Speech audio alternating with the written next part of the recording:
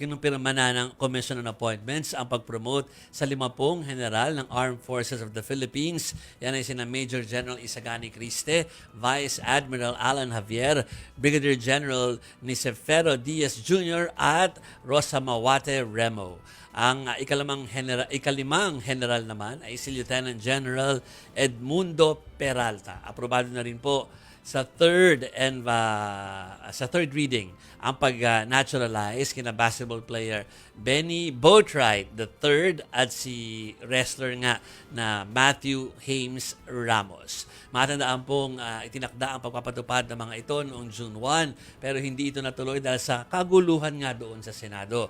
Pasado rin po sa second reading ang Senate Bill 1990 o Agricultural Cooperatives Act at Senate Bill 1991 o yung Agriculture and Fisheries Extension Act.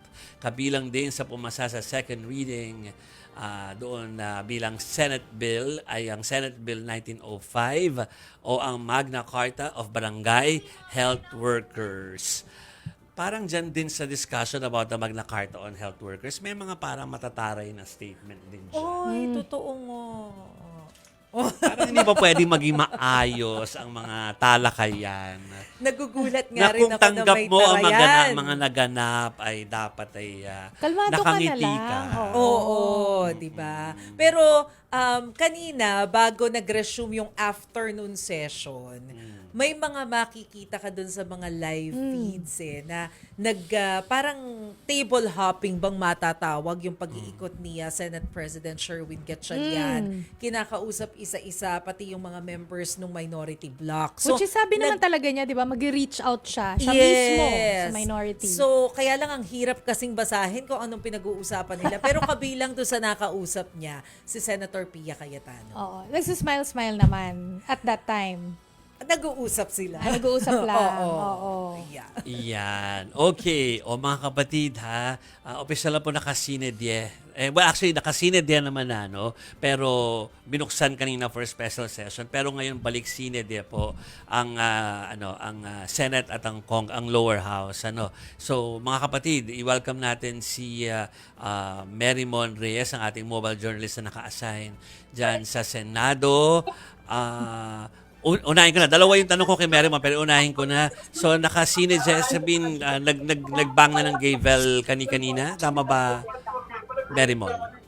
Tama, Ruby, Chiki. Mas dapat kani-kanina pa mag-adjourn si Nadine na itong special session ng first regular session ng Senado, ng Congress. Pero hinintay pa kasi yung sa counterpart daw ng House. Kasi parang nagkaroon ng info na pipirmahan na raw yung tungkol doon sa changes sa AIX. Pero hindi siya natuloy, so magbabaycam daw sila.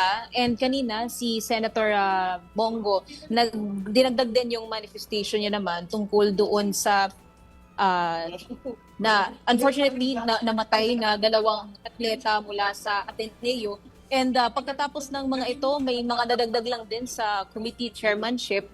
And ngayon, adjourn si DNA. Kaya so far dito sa loob ng session hall, puro staff na lang ang natira. And bago sila magsialisan, nagse-celebrate kanina, nag-picture taking yung mga staff ng majority bloc na natira pa dito. Pero hanggang matapos itong special session, ang huli natin nakita galing sa minority bloc ay si Senator Camille Villar, pati si Senator Bongo. Yan, okay. So, curious lang kasi si Marymon yung nagsasabit ng mga storya kanina. Curious lang kung meron bang pahayag, ang dami kasing pahayag na pinadala ni former Senate President and now Senator Alan Peter Cayetano, no, ng mga pahayag niya kanina. Ang dami niya pinadala sa inyo, no.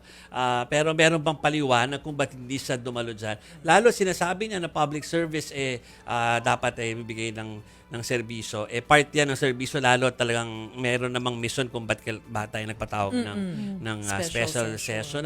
At saka kasi parang natatandaan ko, karamihan ng mga napapalitan ng mga SP, they take it, ibig sabihin, nandyan sila nung nangyayari.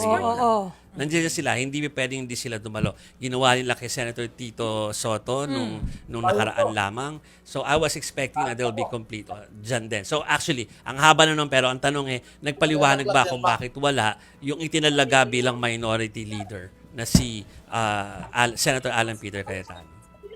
So far, Jovi, sa naging manifestation kasi ni Senator Loren na in-endorse si Senator Alan as minority floor leader, walang ibang naging pagpapaliwanag. Pero ang sinabi ni na Senator Loren, so far, nais nila na magpatuloy na nga rin daw yung trabaho sa Senado. Pero siya, sina Senator Bongo, nilinaw nila na they will be remaining sa minority block. Pero as far as kaninang umaga hanggang sa oras na ito, hindi natin nahagilap itong si Senator Alan Peter Cayetano, maging si Senator Mark Villar, si Senator Robin Padilla, si Senator Dante Marcoleta. Dumating siya dito nung convening ng Commission on Appointments, pero nung nagpatuloy ng special session ngayong alas 3 ng hapon, hindi nagpakita dito si Senator Marcoleta. Kasi kung tutuusin, Mase and Chiki and Merrimon, talaga naman na kahit di sila dumalo, kung meron namang majority, may quorum naman, uusad naman lahat ng mga gustong gawin. Ano?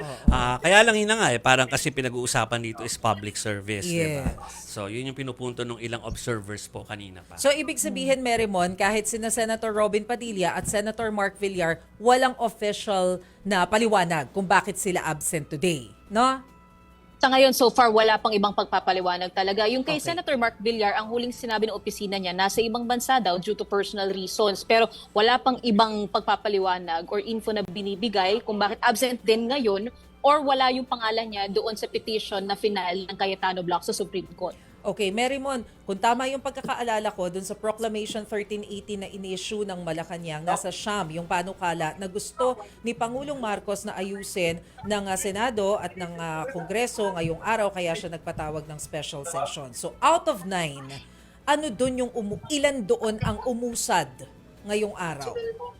Actually, halos lahat. Pwera lang din doon sa... Nasalang kasi yung Magna Carta for Barangay Health Workers, yung sa citizenship ng 2 atleta, yung sa confirmation ng promotion ng mga general nung nag-CA, maging yung resolution para sa maikting pang pagpapadala ng assistance tsaka ng financial na funding para sa mga apektado ng lindol sa Mindanao. Other administrative matters, pero ang napansin natin, hindi nasalang yung anti-political dynasty bill.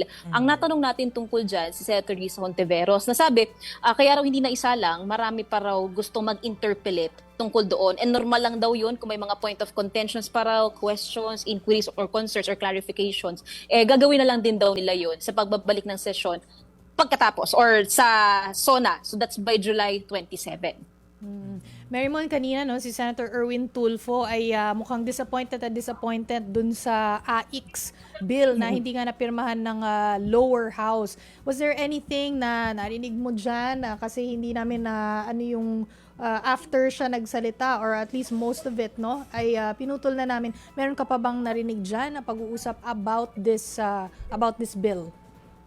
Actually, bago Chiki, dapat i-adjourn na una yung session, naging nabitin itong tungkol sa AIX at sinasabi ni Senator Erwin Tulfo dahil daw hindi raw nag-a-agree yung counterpart nila sa Kamara, hindi raw pumirma dahil doon sa anti-EPAL na provision nila.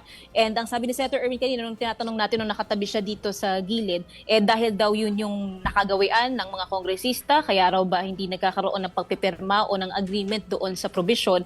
And kaya naudlot yung pag-a-adjourn kasi may narinig na kami na pipirmahan na raw, pero yung legis team ng mga senador na nandito, narinig natin may mga kinakausap pa, naghintay. Kaya matagal-tagal tayo naghintay doon. Pero dumating na sa point na hindi natuloy, kaya magbabaycam na lamang daw sila. And hindi doon satisfied si Senator Erwin. Kaya nga sabi niya, nilagay nga yung anti-EPAL provision na yun para nga raw maiwasan na yung pang-EPAL na mga politiko. At yan ang dahilan kung bakit magbababay muna tayo kay Merrimon Reyes dahil biglang nandito na po yung pwede pong magpaliwanag dyan sa issue na yan. Thank you, Merrimon. Salamat, Merrimon.